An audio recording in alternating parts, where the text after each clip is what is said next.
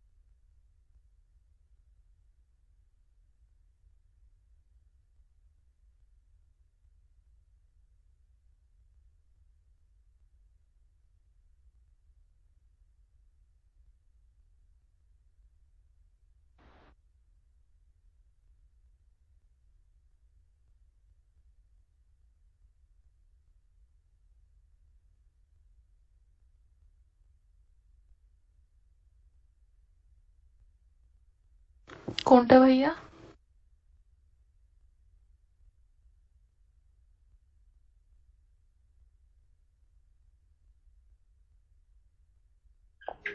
Gods creation.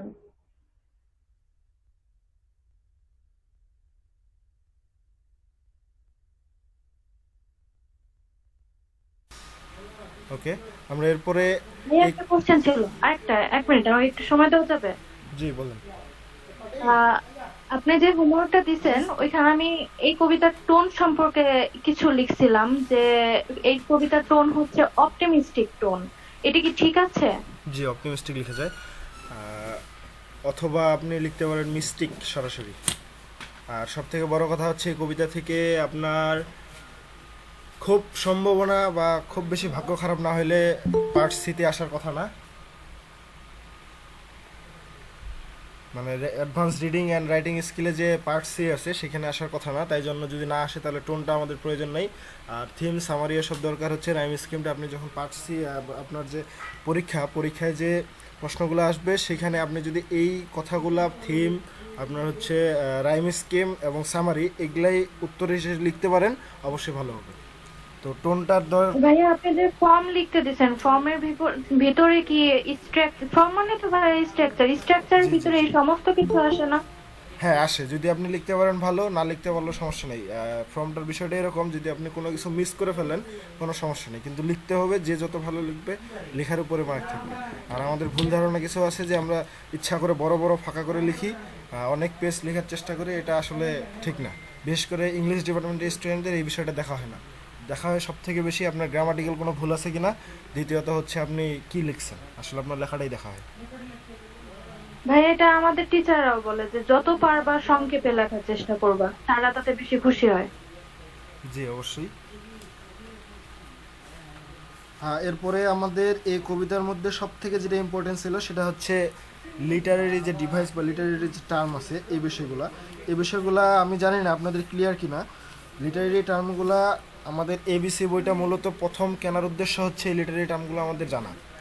আর আমরা সুন্দর করে বই কিনে প্রথম 2-1 পেজ হয়তো কেউ পড়ি, না পড়লে রাখে দিই, কারণ এগুলো কোনো পরীক্ষার বিষয় না, পরীক্ষা আসবে না, এই জন্য আসলে আমরা পড়ি না। এরকমই হয়ে থাকে বেশিরভাগই। The lamb is taken from William Blake's song of innocence. এটা ইন্ট্রোডাকশন থেকেও যদি প্রশ্ন আসে এরকম হবে, মানে এই সং অফ ইনোসেন্স বা সং অফ এক্সপিরিয়েন্স এই দুইটাই হচ্ছে মেইন উত্তর। দ্বিতীয় প্রশ্নটা ছিল when was the poem engraved. হ্যাঁ, এখানে আমি একটা কথা আপনাদের বলতে পারি, যদি উইলিয়াম ব্লেকের লাইফ অ্যান্ড ওয়ার্কস সম্পর্কে পড়েন তাহলে বুঝতে পারবেন। উইলিয়াম ব্লেক একটা কাজ করতো, উনি যখন কবিতাগুলো লিখতো বা পাবলিশ করতো তখন উনি সাথে সাথে একটা কাজ করতো যে কাঠ কাঠের মধ্যে খোদাই করে কবিতাগুলো লিখে রাখতো। এটা হচ্ছে তার একটা শখ ছিল। তো প্রতিটা কবিতা কাঠের মধ্যে, সুন্দর কাঠের একটা প্লেট নিবে, তার মধ্যে খোদাই করে লিখে প্রতিটা কবিতা সংরক্ষণ করতো। তো এই দ্য ল্যাম্প কবিতা, এই ল্যাম্পটা কত সালে আসলে এই সংরক্ষণ করা হয়েছিল? এটা হচ্ছে 1789। এটা অনেক সময় আসে। বা এই প্রশ্নগুলো হচ্ছে আপনার ভবিষ্যতে এটা কাজে লাগতে পারে। বিশেষ করে যে উইলিয়াম ব্লেক এই কাজটা করতো, অর্থাৎ আপনার কাঠের মধ্যে যে খোদাই করে রাখতো। নেক্সট 3 নাম্বার হচ্ছে who according to the child calls himself a lamb and why. The omnipotent God calls himself a lamb, as both the lamb and God are meek and mild by characteristics. That's why God calls himself the lamb. আচ্ছা, আমি একটা জিনিস হঠাৎ মনে পড়লো, আমি বলি। VF question গুলার উত্তরগুলা সেট সাজেশন বা গাইডের মধ্যে, স্টাডি গাইডের মধ্যে বা টেক্সট বইয়ের মধ্যে যেভাবে আছে, আমরা অনেক সময় করি কি শর্টকাট করে ফেলি। আসলে শর্টকাট করলে মার্ক দিবে, কিন্তু আপনার পরীক্ষার খাতায় আপনার উপর একটা নেগেটিভ প্রভাব ফেলবে শর্ট কোশ্চেন এবং ব্রড কোশ্চেন গুলোতে। 1 মার্কের জন্য আমরা ভাবি যে এটাই যথেষ্ট, কিন্তু আসলে একটু বড় করে লেখা উচিত। সাপোজ 3 নম্বর প্রশ্নটাতে এখানে হোয়াই দেওয়া ছিল, ব্রিফ কোশ্চেন আসলে হয়তো মাঝে মাঝে হোয়াইটা থাকবে বা থাকবে না। যদি না থাকে, তাহলে আপনি যদি ভাবেন যে শুধু আমি হু এর উত্তরটা দেবো, তাহলে সেটা আমরা আসলে ভুল করবো। এই জন্য হু এবং হোয়াই দুইটার উত্তরটা এখানে লেখা সবসময় উচিত। এরকম অনেক সময় আমরা করি, যেমন এবিসি বই থেকে যে সংজ্ঞাগুলো আছে, এলিটারেশন, অ্যানোসেন্স, রিপিটেশন, সিমিলি, মেটাফোর, এগুলোর সংজ্ঞাগুলো আমরা শর্ট করে ফেলি, শর্ট করে জাস্ট মনে রাখার চেষ্টা করি। তো এটা আসলে ঠিক না।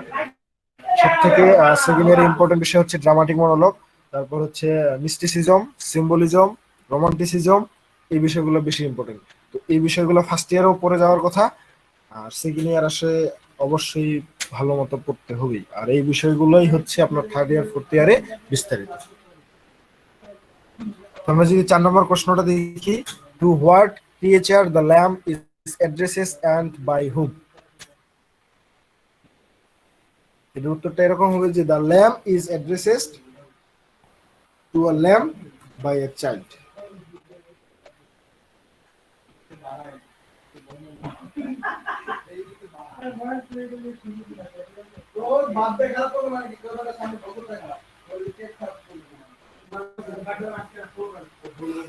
ওকে, আমি কিন্তু ফাইলটা আপনাদের কাছে শেয়ার করছিলাম। জাস্ট যে এই প্রশ্নের উত্তরগুলো আমি আলাদাভাবে হয়তো টাইপ করলে, এই প্রশ্নগুলো আলাদাভাবে টাইপ করে দিব, এখানে সব দিতে পারি নাই। এমসিকিউ করার কথা ছিল, এই জন্য সময়টাও হয়তো আজকে কম লাগবে। Why does the poet use little lamb? I will tell thee twice. প্রশ্নটা আগে বুঝতে হবে যে why does the poet use little lamb?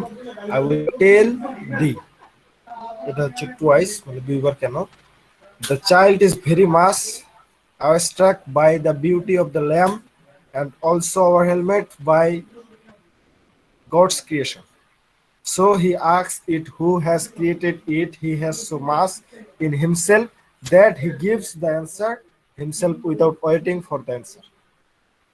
এখানে সব থেকে আমি যদি শর্টকাটে বলি, আমরা কবিতাটা দেখছিলাম যে স্পিকার ছিল চাইল্ড। চাইল্ড যখন মেষ শাবককে প্রশ্ন করতেছিল তার সম্পর্কে, আসলে শিশুরা বা শিশুদের মনোভাব খুব কোমল হয়ে থাকে, এই জন্য সে উত্তেজিত হয়ে বা তার কি বলে এটা, তার উত্তেজনা আটকাতে না পারে, সে নিজে প্রশ্ন করে নিজেই উত্তর দেওয়া শুরু করে। এমন আমরা কিন্তু বাস্তবে লক্ষ্য করি।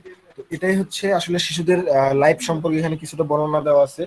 আমরা যদি দেখি যে শিশুরা যখন প্রশ্ন করে কোনো প্রশ্ন, আপনি যদি উত্তর দিতে একটু লেট করেন, দেখবেন যে তারাই উত্তর দিয়ে দিচ্ছে যদি জানা থাকে। নেক্সট হচ্ছে what are the qualities that are shared by the lamb, God and the child. এটা ছিল all of them share the qualities of meekness, milkness and gentleness. আমি যদি চাই যে শুধু এই ফুল স্টপ পর্যন্ত অ্যান্সারটা আমি দিব, তাহলে কিন্তু অ্যান্সার ওকে, বাকিটা দরকার নেই। কিন্তু বাকিটা কি বলছে দেখেন, we know that God is known by the name of lamp, and on the other hand Jesus was the incarnation of God himself. That's why they share the same qualities. বাকি যে সেন্টেন্সটা বা লাইনগুলো ছিল, আমরা যদি না লিখি তারপরে প্রশ্নের উত্তর হবে। কিন্তু এই প্রশ্নের উত্তরটা যদি পুরোটা আপনি লিখেন, যে টিচার খাতা কাটবে, উনি আপনার এই প্রশ্নের উত্তরটার উপর আপনার উপর একটা পজিটিভ মার্ক চলে আসবে। বাকি যে প্রশ্নের উত্তরগুলো আছে next, number 7, which type of poem is the lamp? আমি প্রথমেই বলছিলাম যে এটা একটা লিরিক্যাল পোয়েম। তার থেকে বড় কথা হচ্ছে এটা একটা রোমান্টিক পোয়েম বলা যায়, রোমান্টিক লিরিক্যাল পোয়েম, ভাইয়া আবার ভাইয়া এর রিলিজিয়াস পোয়েম আগের বলা যায়। ভাইয়া এর আগের পেজটা আরেকটু আরেকবার দেখানো যাবে? এর আগেরটা।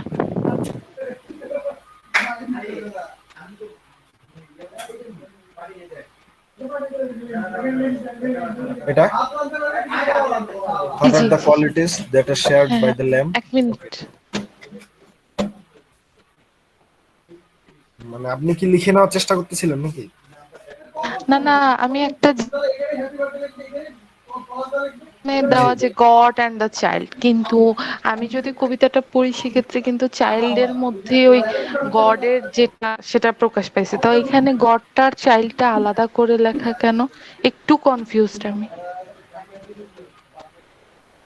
we know that God is known by the name of lamb.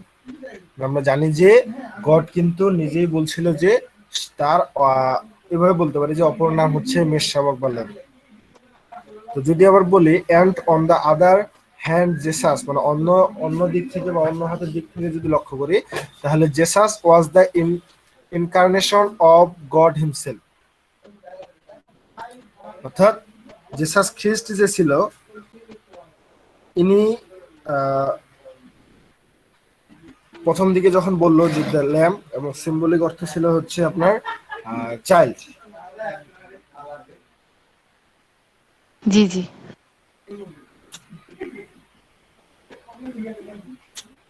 অর্থাৎ আমরা আরেকটা বিষয় এখানে দেখি যে Jesus was the incarnation of god himself. অর্থাৎ সেই নিজে এখানে অবতার বলেন বা মূর্তি বলেন, ইনকার্নেশন মানে হচ্ছে এটা অবতার বা মূর্তি বা দেহ ধারণ করা বা অন্য কিছু অন্য কারোর সাথে তুলনা হিসেবে ধারণ করা। ঠিক।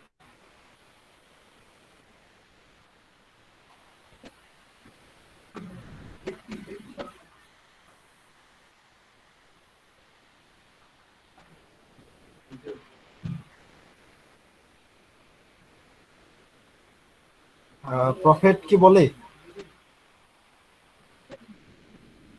ওকে,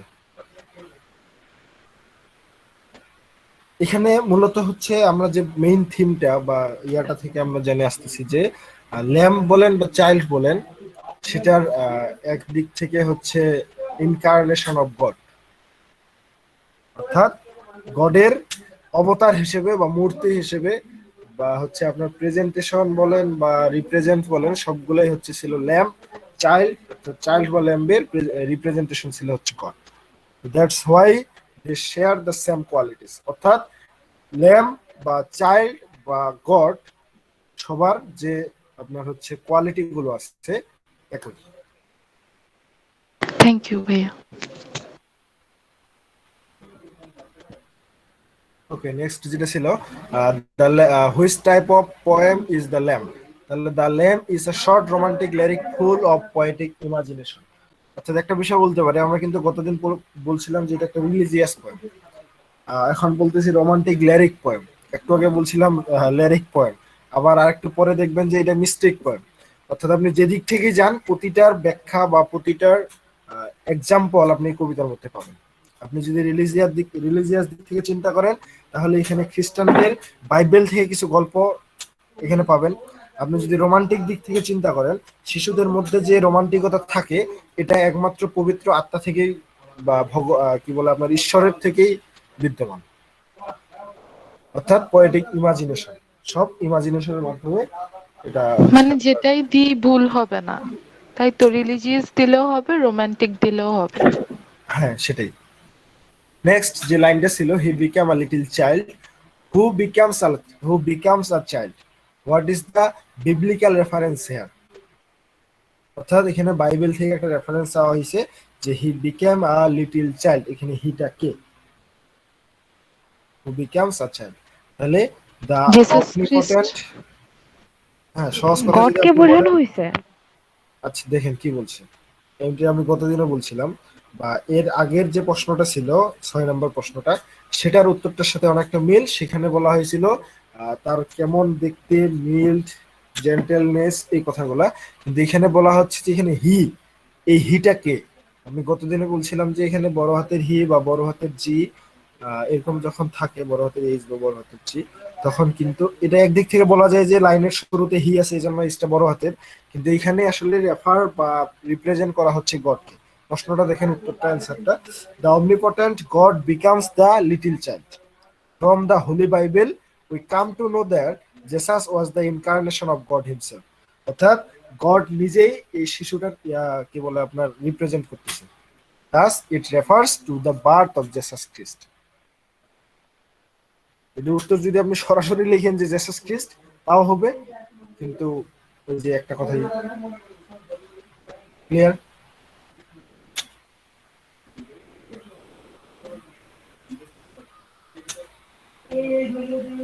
নেক্সট 9 নাম্বার যদি দেখি, we are called by his name, what is meant by this? অর্থাৎ we are called by his name, আমরা তাকে মানে তার নামেই ডাকি। বিষয়টা হচ্ছে এরকম, ওই যে শিশুটা যখন মেষ শাবককে বলতেছিল যে আমরা কিন্তু উত্তর দিচ্ছিল আমরা তাকেই মানে ওই ঈশ্বরের নামে ডাকি, এই বিষয়টা বা আল্লাহর নামে ডাকি, এই বিষয়টা এরকম আসতেছে, অর্থাৎ Jesus. as you know that both the child and the lamb, অর্থাৎ চাইল্ড বলেন আর ল্যাম্ব বলেন, share the same qualities of meekness and mildness, আরো বলা যায় gentleness, and also the same name, and thus God is identified with the child and the lamb. ভাইয়া, আহ, এখানে কোয়েশ্চেনটা হচ্ছে we are called by his name, এরপরে যেটা first লাইনটা আমি একটু পড়ি, as we know that both the child and the lamb share the same qualities of meekness and mildness.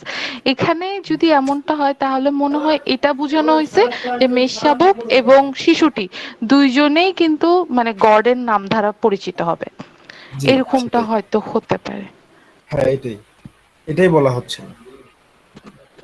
না, আমি বিস্তারিতভাবে গল্পটা সব বলার চেষ্টা করতেছি, কারণ আপনি যদি প্রশ্নটা দেখে প্রশ্নটা মাথায় নিতে পারেন, উত্তরটা আপনি আপনার বাংলা দিয়ে বা যেভাবে হোক আপনার মাথা থেকে লিখতে পারবেন। এখানে মেইনলি জিসাস খ্রিস্ট যা ল্যাম্বকেও সেটা বোঝানো হয়েছে, আর হ্যাঁ, ওই চাইল্ড, চাইল্ডকেও সেটা বোঝানো হয়েছে। সেটাই। আচ্ছা, নেক্সট হচ্ছে explain the following gap the clothing of Deloitte, অর্থাৎ এই যে লাইনটা আছে gap the clothing of Deloitte, এটা হচ্ছে আপনার এক্সপ্লানেশন বা এক্সপ্লেইন করতে হবে। সেটা হচ্ছে যে এই প্রশ্নগুলা সচরাচর ব্রিফে খুব কমে আসে, তারপর আমি এখানে দেওয়ার চেষ্টা করছি, কারণ এটা যদি আপনি লিখতে পারেন তাহলে আপনার শর্ট এবং কিছু ব্রিফের একসাথে হয়ে যাবে। তো এটা হচ্ছে যে closing of Deloitte refers to the উলি cover or the fleece on the body of the lamb. There is a latent implication that God is attentive to everyone, especially he cares for the little animals. অর্থাৎ আমরা যদি একটা বিষয় খেয়াল করি, ছোট বাচ্চাদের, আমি আমার ভাষায় বলি, ছোট বাচ্চাদের যে জন্মের পর বা একেবারে ছোট থাকাকালীন আমরা কিন্তু সচরাচর তাদের যে পোশাকগুলো থাকে আমরা কিন্তু খসখসে বা এরকম ধরনের কাপড় দেই না, সবসময় চেষ্টা করি যে একেবারে সফট এই ধরনের কাপড় দেওয়ার চেষ্টা করি। কিন্তু তো ঠিক জিসাস খ্রিস্ট বলেন আর চাইল্ড বলেন, এদের ক্ষেত্রে বিষয়টা এরকমই যে এখানে নরম কাপড় বা উলের কাপড় যা বলছে এটা কিন্তু সরাসরি সিম্বলিক অর্থ আছে আলাদা, অর্থাৎ তাদের এই যে মিকনেস, মিল্ডনেস, জেন্টেলনেস, এই বিষয়গুলোকে রেফার করছে। তো সব থেকে বড় কথা এখানে যে শেষ লাইনটা ছিল, specially he cares for the little animals. Clear? ভাইয়া, জি, এখানে লিটল এনিমল বলতে কি বোঝানো হয়েছে? যদি বলি দ্য লিটিল এনিমেল বলার কারণ হচ্ছে এই একটা কথাই বারবার বলতে হচ্ছে, লিটিল মানে ছোট, অর্থাৎ ছোট শিশু বলেন বা ছোট বাচ্চা বলেন, এনিমেল বা গরু, ছাগল, মেষশাবক যাই বলেন, সবগুলোরই মনগুলো হচ্ছে সবসময় নরম থাকে, শান্তিতে ভরা থাকে, ভালোবাসায় ভরা থাকে।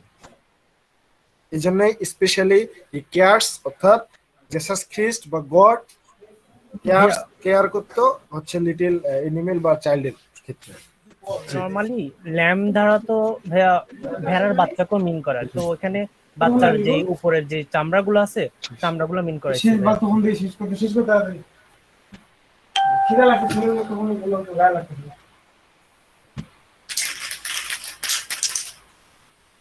ওকে, আচ্ছা আমরা তাহলে এক নম্বরের কোশ্চেনে কি এক্সপ্লানেশন আছে? না না না না, আমি একটু আগে বলছিলাম যে 10 নম্বরটা এখানে দেওয়ার কারণ হচ্ছে আপনি শর্টে ভালো মতো লিখতে পারবেন, আর এটা আপনার জানা থাকা উচিত এই জন্য। ক্লিয়ার? আচ্ছা আমি আসলে আমার শেষ করে দিতে হচ্ছে, এরপরে আসলে নাই। আর আমি জাস্ট তাহলে আমি 10টার পর বা 10:30টার পরে অবশ্যই ব্রিফ গুলা দেওয়ার চেষ্টা করবো। আর হোমওয়ার্ক হিসেবে ব্রিফ গুলা হচ্ছে আপনারা শেষ করেন, আর আমি লেখাগুলো অবশ্যই দেখবো। এবং কালকে জাস্ট ব্রিফ গুলা একটু ঝালাই করে নিয়ে নতুন